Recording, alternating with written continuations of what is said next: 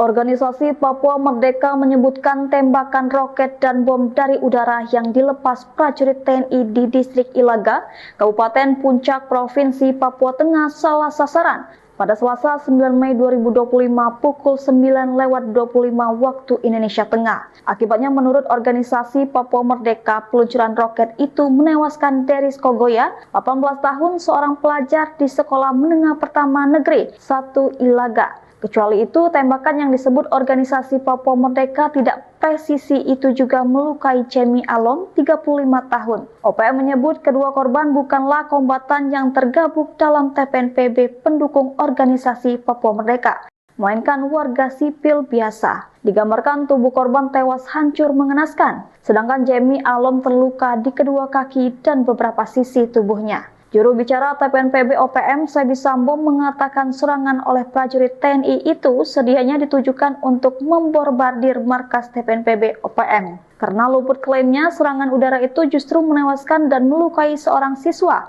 dan seorang warga sipil.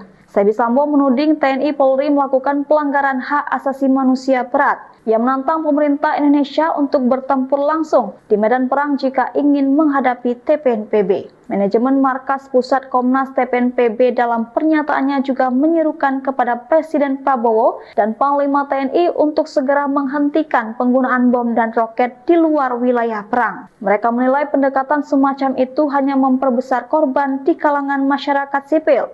Hingga saat ini belum ada pernyataan resmi dari pihak militer Indonesia terkait klaim tersebut. Download Tribun X sekarang, menghadirkan lokal menjadi Indonesia.